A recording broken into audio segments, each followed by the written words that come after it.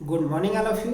Twelfth physics के अंतर्गत आज हम एक नए चैप्टर की शुरुआत करने जा रहे हैं और वो है विद्युत चुंबकीय प्रेरण। जैसा कि मैं शुरू से बोलते आया हूँ, name is the definition of that word, तो कहीं ना कहीं उसके नाम में ही उसकी परिभाषा को तलाशने का प्रयास करते हैं। चलिए बात करते हैं विद्युत चुंबकीय प्रेरण।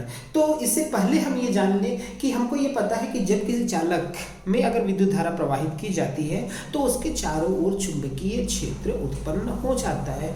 तो वैज्ञानिकों की एक परिकल्पना थी कि यदि चालक तार में धारा प्रवाहित किए जाने पर चुंबकीय क्षेत्र उत्पन्न हो सकता है तो क्यों न चुंबकीय क्षेत्र के कारण प्रेरित धारा उत्पन्न की जाए या उत्पन्न हो जाए। तो उसी परिकल्पना को साकार करते हुए आगे हमारे साइंटिस्ट माइकल फैराडे ने एक परिकल्पना जो थी उसको मूर्त रूप प्रदान करते हुए एक सिस्टम प्रदान किया और उन्होंने ये बताया कि जब किसी कुंडली से बद्ध चुंबकीय फ्लक्स में परिवर्तन किया जाता है तो उस कुंडली में प्रेरित धारा उत्पन्न हो जाती है। तो उनकी परिकल्पना को थोड़ा सा मैं मूर्त रूप देने का प्रयास कर रहा हूँ। यहाँ पर मैं एक कुंडली बना रहा हूँ, ये कुंडली दिखाई दे रहा है। इसमें मैंने एक माइक्रो एमीटर लगा दिया है।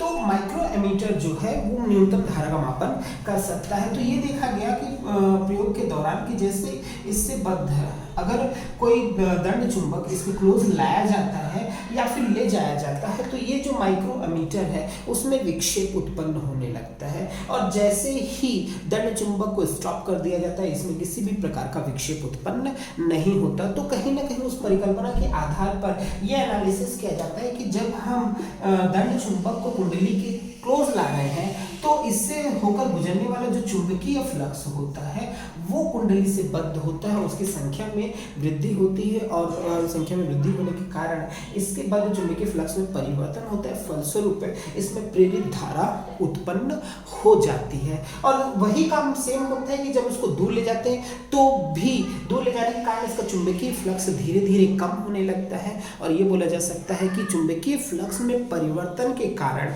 विद्युत धारा उत्पन्न होती है। इसी चीज को चरितार्थ करते हुए फैराडे ने अपने दो नियम प्रतिपादित किए जिसे विद्युत चुंबकीय प्रेरण संबंधी फैराडे का नियम कहा जाता है। तो फैराडे की जो व्याख्या थी उसी को उन्होंने सबसे पहला नियम बताया।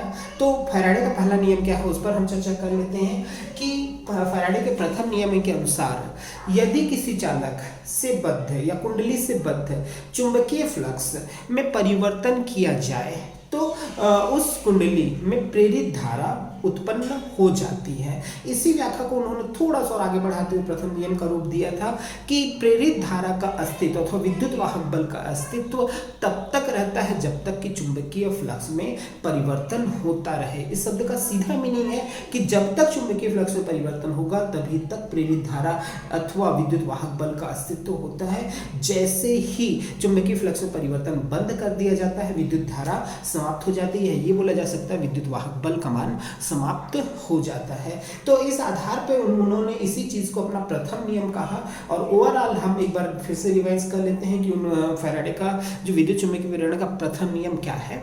तो फैराडे के अनुसार किसी कुंडली से बद्ध चुंबकीय फ्लक्स में परिवर्तन किया जाए तो उस कुंडली में प्रेरित धारा अथवा विद्युत वाहक बल उत्पन्न हो जाता है तथा प्रेरित विद्युत वाहक बल का अस्तित्व तब तक होता है जब तक कि चुंबकीय फ्लक्स में परिवर्तन किया जाए। तो ये फैराडे का प्रथम नियम था। अब बात करते हैं फैराडे के द्वितीय नियम की।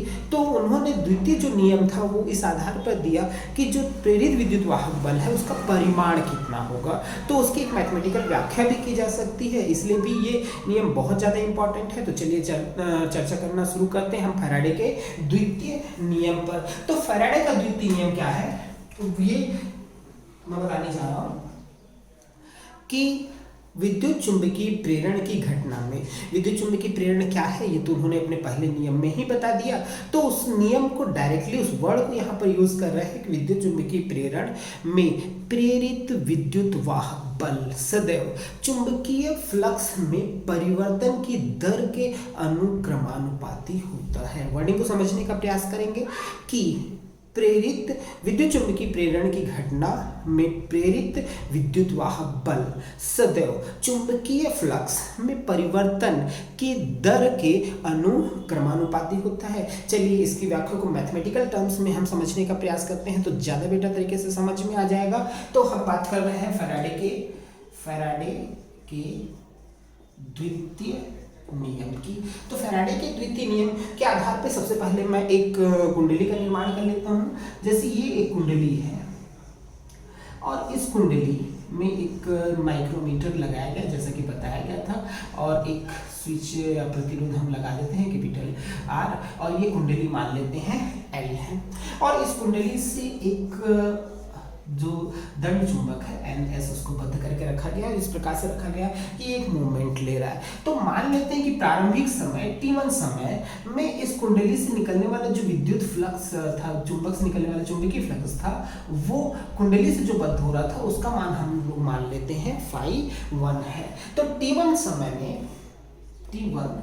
समय में कुंडली से बद्ध चुंबकीय फ्लक्स φ1 तथा अब T2 समय पश्चात मान लो ये चुंबक थोड़ा सा और आगे रहता है। T2 समय पश्चात अगर निश्चित तौर पे अगर चुंबक पास आता है तो उस समय चुंबकीय फ्लक्स की संख्या में वृद्धि होगी और चुंबकीय फ्लक्स की संख्या बढ़कर φ2 हो जाती है।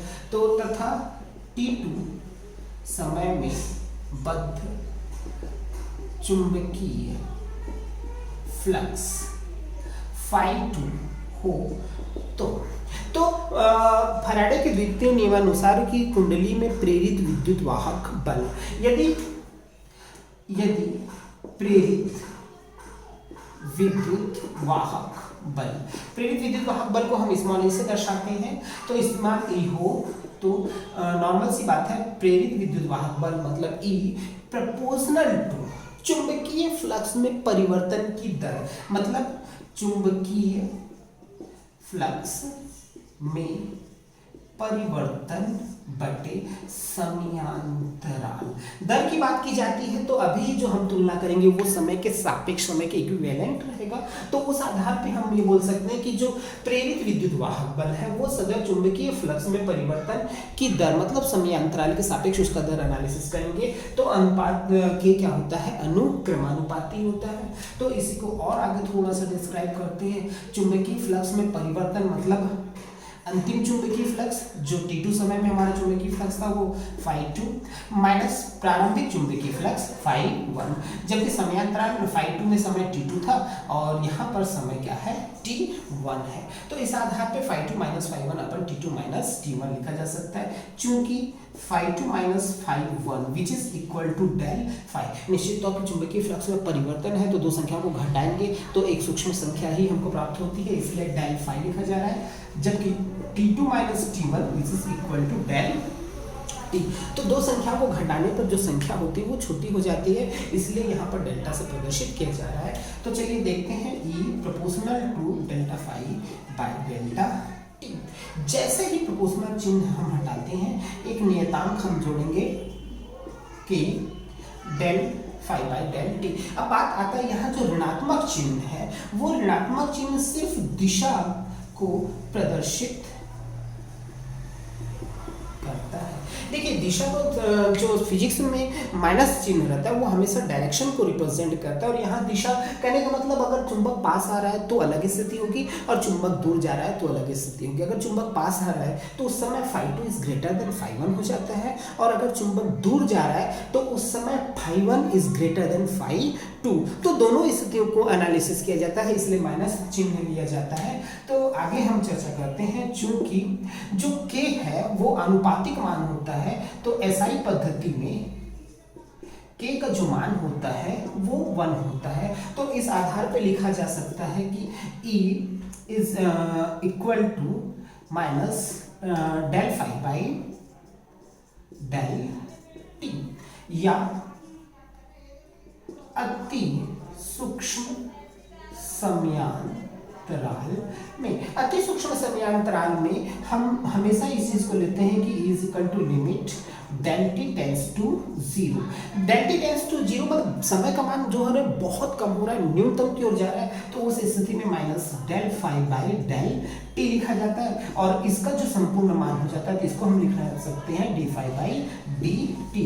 तो इस आधार पर ये बोला जा सकता है कि जो किसी कुंडली में प्रेरित विद्युत वाहक बल का मान है वो चुंबकीय फ्लक्स में परिवर्तन की दर के बराबर होता है, या चुंबकीय फ्लक्स में परिवर्तन के औकलन के, चुंबकीय फ्लक्स में जो औकलन होता है उसके औकलनीय मान के बराबर होता है। तो यहाँ पर फिर से मैं बता रहा हूँ, माइनस चिन्ह सिर्फ दिशा को प्रदर्शित करता है, वो डिपेंड करता है कि चुंबक की दिशा किस ओर है।